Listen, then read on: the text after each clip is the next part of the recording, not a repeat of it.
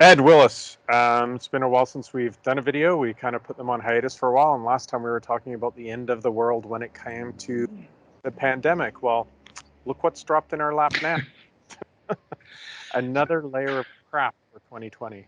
It's amazing. Like these are like generational stories, right? They're gonna, Absolutely. they're gonna be felt and for like decades to come, and just on the heels of each other. And that just kind of getting used to the pandemic and the way it's disrupted our lives, and then what's happening in the states now, and really it's global. It's globally now. It's just so jarring because it just can't seem to. It didn't come up from out of nowhere. That's the whole point. But I don't think anybody was prepared for what's happened. No, absolutely. And the way it keeps continuing, right? And the different layers to the story and the way it's being stoked and all those things. I know we've touched on this before when they had the riots in Ferguson a few years ago, and going back to Rodney King, we would look at how, in particular, people in this community maybe have similar stories or different experiences. And I know that you've spoken to a couple of BC Lions and ex-BC Lions about their experiences. They really do have a different perspective on this than, say, you or I could come up with.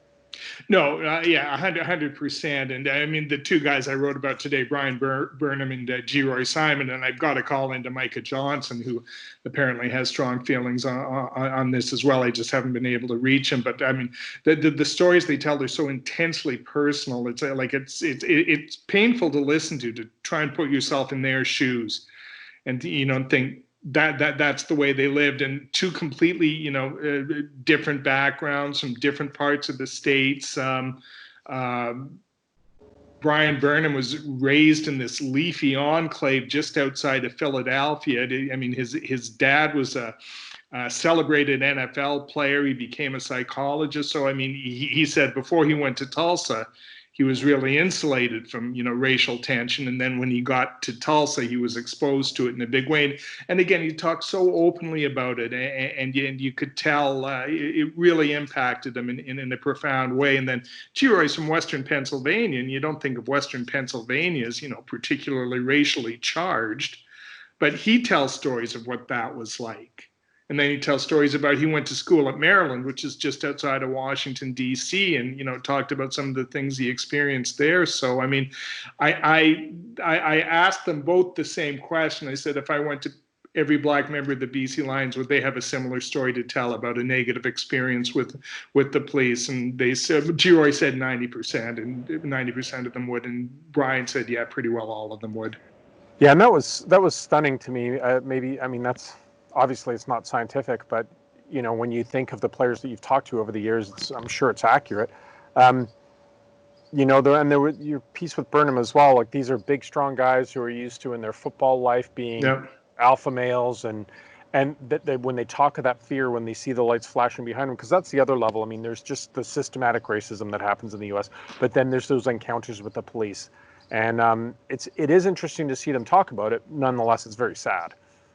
Yeah, it is, and that was kind of in Burnham's case particularly. That was the overriding emotion. That here we are in 2020, and we're still talking about this. And God, Paul, it impacts me.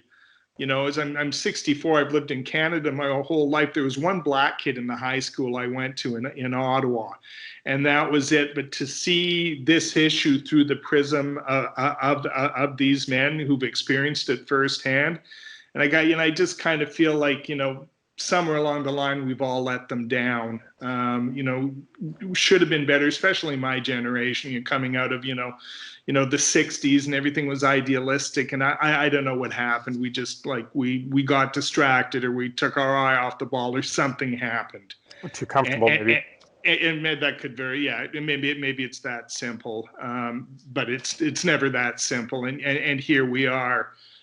Yet again, but I was thinking about this. I think I wrote about it on Sunday. Like, I have those TV images. I've been living with them since I was like 10 years old.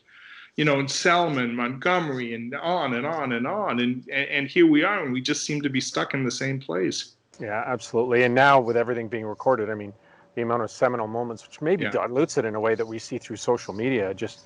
I mean, where do you point? The Rodney King was the one moment you remember. That's right. Then there were the riots. They pulled the guy out of the truck. Those were the moments you remember. There's like 700 of those moments in the last 24 hours. Well, and I think that's the big difference now. Is just I think the sheer volume of these incidents are carrying it. And so I was talking to somebody else, and they said, before it was kind of like he said, she said, or there was resisting arrest, all those code words that were involved in it. Well, now there's visual evidence, and all you have to do is spend 15 minutes on Twitter, and you're just overwhelmed with these images of police abuse and police brutality and the rest of it. And that's why it doesn't feel like this is going away anytime soon. I'm just really curious to see where it's going to take us. Absolutely. So it's a great column. People have to read it. Now, you've been doing these wonderful catch-ups with some figures in Vancouver sport. If you didn't see the one last week, Ed wrote about Rick Blight, the former Canuck who tragically took his own life. A great story where Ed talked to his widow. This week, you've got a different one coming up, getting away from the ice a little bit. Yeah, it's Michael Olajide, and I had a vague memory of him as a boxer in the 80s who kind of separated himself from a lot of the Canadian fighters of that era. And I had sort of a vague memory of him kind of getting so far, and that was it.